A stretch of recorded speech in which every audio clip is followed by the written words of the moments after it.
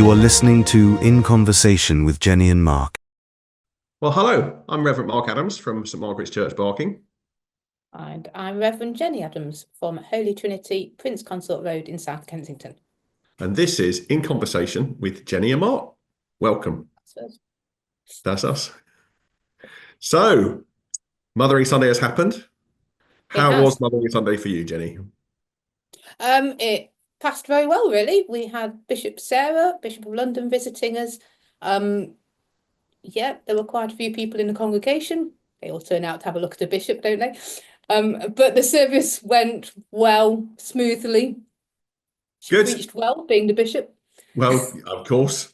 Yeah. Did she preach on Mothering Sunday, as it were? I mean, she preached on Mothering Sunday, but there was a nod to Mothering Sunday. We don't do it much. We do more Lent for, but there was. Well, Mothering Sunday completely took over St Margaret's, I have to say. We did have a great time. We had a lovely turnout of people. We had flowers, which we offered, and it was great. It was all good. So thanks to everyone who made that possible. It's really good. But Lent moves on, and we are now heading towards Passiontide, starting on Sunday. So what have you got going on for that? We have a BCP Eucharist service. Excellent. We don't like to mix it up. It's the first Sunday of the month, so we got two all ages in a row. So it's going to be interesting. Not the easiest passage to do for all age, I think, but we'll see what my colleague Father Lee makes of it. What, this one? Oh yeah, I could do all. You think you could do one for all age? Okay. Okay, well, let's get into it. So it's John 12, 1-8. So perhaps, Jennie, you'd like to read that for us. Here we go. 6 days before the Passover, Jesus came to Bethany, the home of Lazarus, whom he had raised from the dead. There they gave a dinner for him. Martha served, and Lazarus was one of those at the table with him. Mary took a pound of costly perfume made of pure nard, anointed Jesus' feet, and wiped them with her hair. The house was filled with the fragrance of the perfume. But Judas Iscariot, one of his disciples, the one who was about to betray him, said, "Why was this perfume not sold for 300 denarii and the money given to the poor?" He said this not because he cared about the poor, but because he was a thief. He kept the common purse and used to steal what was put into it. Jesus said, "Leave her alone. She bought it so that she might keep it for the day of my burial. You always have the poor with you, but you do not always have me."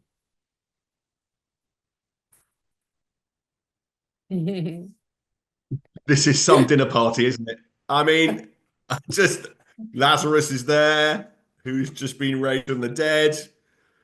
I mean, I think, I got a lot of questions, really. Dinner party conversation must have been, wow, sparkling. Yeah, it was a bit of an awkward dinner party. Judas there hanging around, causing a bit of grief.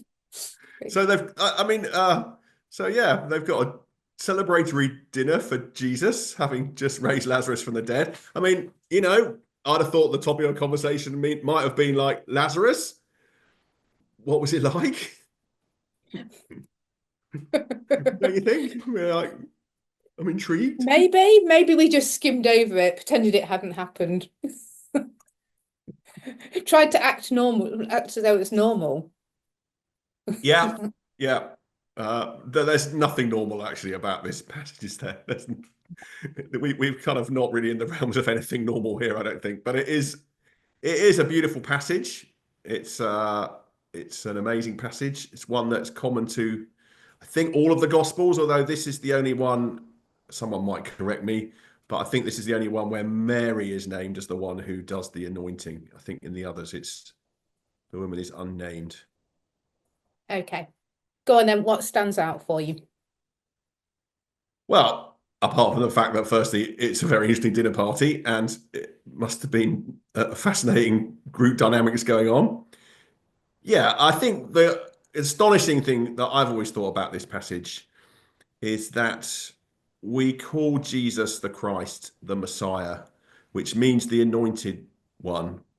And Jesus is anointed in many different ways through his ministry, but this is actually where he is anointed. I think that's what I think about this. It's just this extraordinary thing, and it's done in such a way which is scandalous. Really, it's scandalous. What if you were at a dinner party and a woman came in and started breaking It's perfume over someone's feet and mopping it up with her hair? I think we would be fairly scandalized by that. So, possibly not as scandalized as they would be, but yeah, I'll come on to that in a moment. okay. So I'm always struck about the fact that she actually had it. She was keeping it, and she hadn't used it for her brother who had died. Oh, yes. Okay. Yeah. I mean, Jesus says she was keeping it for the burial. So she might keep it for burial, but I mean, she hadn't used it for her brother's burial. She really was keeping it. Well, not really for the burial because she's using it now, but Yes. I mean, and of course, an astonishing value of this perfume, the Mm. overwhelming sense of it filling the house. It's a, You know what it's like when somebody's got a strong perfume on. You can imagine it, can't you?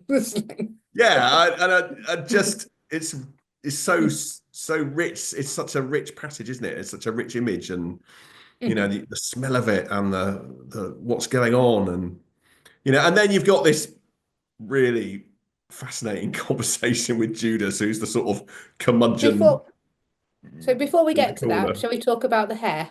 Yeah, okay, let's go for it. You talk about the hair. Um, I think I've told you this before, haven't I? Of why it was so scandalous to Go wipe on, your hair on your feet. go on. Okay. So it was their view of how reproduction worked. Um, Right. so they believed that semen was stored in the head, and the testicles weighed it down to keep it in your body. And a woman's hair worked almost like suction straws, would suck it up and out and into hers. So No, you haven't told me that have I before. not told you this? Okay. Which is why you had to keep your hair covered at certain points and why men shouldn't have long hair because that would work against their reproduction when it was that. But it's not just hair, it's very intimate, it's very personal. It's part Yeah, of I don't think that. you even need to go that far to see it as Mm, extremely intimate and personal, do you? mm. But that you're right. That's another. So where I've never I heard that mean, before. So I'm going to where you? say probably don't use that in your all age service. No, no. I think that's probably wise. Um, I can't remember where I first heard it, but I have looked it up several times just to make sure. And there are different versions of it. There are some that say that because of women of certain jobs, Yes. um, they they they believed that it was once it was in the woman's body, it was stored in the hair, and therefore if they Okay. were wiping the hair on, that was even worse. Um, but yes, it's all to do with kind of dodgy thoughts of reproductive cycles and how it worked, to make it even more intimate than just the hair. But I mean, it's still quite intimate anyway. But yeah. Yes, and I think there's an indication in some Mm, of the other passages mm, where, you know, if there's usually a Pharisee hanging around in some of the other ones, and if this man knew what sort of woman this was, he wouldn't be allowing this to happen, yes. and that Mm, sort of thing. So there's certainly a so yeah, and yet this is the anointing. mm, This is what it means to be the anointed one in actual that kind of way. So it is an extraordinary passage, isn't it? What would mm. you think you'd want to share from this as a kind of point for us today? There's a line that always gives me goosebumps, and it is when Jesus says, "Leave her alone, leave her alone," and it's just such a simple line, but I think more people should say it. It's the best way to just cut bullying or anything else. Just leave her alone. Mm. And there's just something very gentle about it. But you know, to have Jesus standing up for you. I mean, I know we're in this very intimate, she's just anointed him, but to have Jesus on your side and just go, just leave her alone. She's just doing what's right. I think I would probably build something on that, because I don't know, I can't even tell you why, but it's the bit that really kind of just gives me goosebumps. Well, it's interesting then in that sense, isn't it, to look at it in terms of the reaction that Jesus has that to what Judas is saying. So, you know, if we bring Judas into the, you know, bring the bit about Judas into the story, he's the curmudgeon, isn't he? He's the kind of party pooper in the corner who's, you know, kind of saying, "Oh, what is this going on? What does this woman think she's doing?" Yeah. What a waste of money. What a waste of money. I could have stolen them. And well, that's John likes to kind of get in there, doesn't he, and kind of twist the knife a little bit. We don't want to be under any illusions about, you know, that Judas is a wrong one, but nonetheless, I mean, in one sense, I'm going to say Judas makes a point, doesn't he? I mean, it could have been. Think of the good all that could have done. Well, that's where we always come to when it comes to Mary, Martha, and Lazarus, isn't it? Because even that Mary and Martha, I mean, Martha had a good point. Some stuff has to be done. I always feel that when this family are involved, there's always, you know, you can see it from either side. They're really good stories, because you can start placing yourself and seeing where you are. And in many ways, they're not all and of course the right other or all story, wrong, which are they? and the other story, which of course, you know, that's true, is the one that is hinted at in this, the resurrection of Lazarus, or when Lazarus is raised from the dead. You know, it's you know, of course it's mad. What do you mean taking the stone back? It is going to smell. You know, she has a good point. I think that's an interesting observation, that yes, when Mary, Martha, and Lazarus are involved, they often have some good points, and yet, I think what Jesus is saying is, you need to see what's really going on here. Yeah, I think You need to see what's really going on. the priorities, time and place, really. Hmm. So it's not wrong to sell stuff and give it to the poor, but, you know, time and place. There's a time for worship. There's a time for Jesus intimacy. ends There's a time with, for this. I guess it'd be interesting to come back to the leave her alone thing from there then, doesn't it? So yeah, Jesus is being very firm in a way, isn't he? And I think you're right. That's a really interesting line. Leave her alone. You kind of wonder how he would have said it, don't you? I But don't there's a think there's lot any going way on, of I think. saying it that isn't just protective and simple. It's just, yes. Even if you Yeah. shout it, it's still very simple words, but convey so much. Yeah.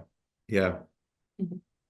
And it just shows how much Jesus refuses to be scandalized by Mary and what she's doing. I mean, I guess maybe Judas is a bit scandalized as well. Is there a bit of an element of that in here? What does this woman think she's doing? You know, she could have sold it Maybe for a the little poor. bit of It's jealousy. outrageous. Do you not think a bit jealousy? Closer to Jesus than he is. Quite possibly. Yeah. And of course, you know, people have speculated for 2,000 years about what it was that pushes Judas over the edge. And, you know, I'm sure there's a lot of different things around that, aren't there? We won't cover Which are that avoiding. tonight. No, I think we've done enough. Yeah. Just to come to the final words of Jesus then, because again, this can be misinterpreted, can't it? You will What? always have the Lord with you, but you will always have me. I mean, again, I think it's that sort of similar thing, isn't it? So, you know, some people have sort of interpreted that, well, it doesn't matter about helping the poor, then does it? Because there's nothing you can ever do about it. Or Oh, right. Okay. you ever I heard of just that thought it sort of was, thing? well, I just thought it was obvious. I mean, 2,000 years later, we've still got the poor. So, I mean, I just thought Yeah, I mean, there are always going to be rich and poor. It doesn't, Hmm. I didn't feel that we were aiming to eradicate really completely. We were just aiming to help and try and even stuff out. I mean, where would you even start trying to eradicate this? Because you've got a whole Well, world of yes, uneven things. yes. Although it doesn't mean to say we necessarily have to accept that, but perhaps that's a different point. I think the point here is that this worship of Jesus is so overwhelming, isn't it? And the route perhaps to making a more just, equal society is through following Christ. So, there's that kind of sense of it, isn't there? That it's not all just about being utilitarian, I think that says to me. Yeah, I hear it in the same way as the Mary and Martha story, really. In as much as there's always stuff to be done, there's always poor to help, but we should take time out to worship. Mary had chosen to sit and worship, and there's a time to do that. Mary had worshipped here. There's a time to do it. And she seems to know the time. She picks her moments, really. But that's not suggesting that everybody should sit there pouring, nard on his feet every 5 minutes. Yeah. Um, Yeah. but there's a time and place. Horses for courses. Yeah. So really, this is about inviting us to give all of ourselves in worship, isn't it? Yeah, I would say, what would I take from it?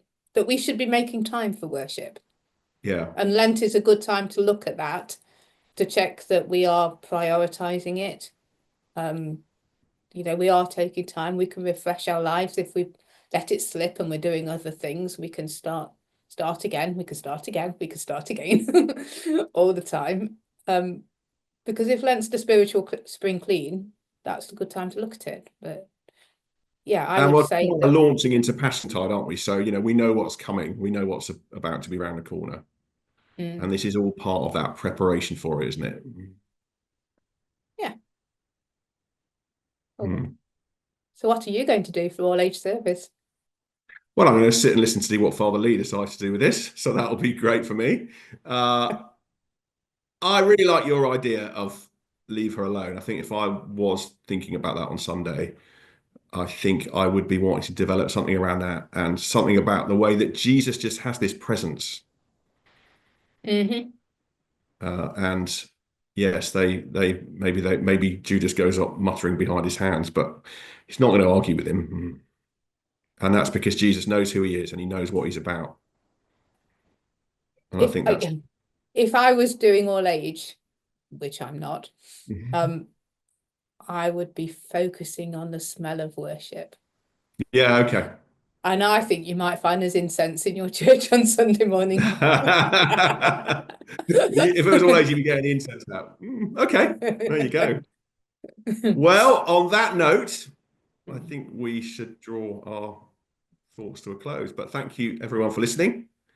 We'll be back next week with more thoughts about the reading for Palm Sunday. Right. Have a great week, whatever it is you're doing. Take care. Goodbye. Bye-bye. Thank you for listening to In Conversation with Jennie and Mark. Please subscribe for more episodes on all the usual podcast platforms.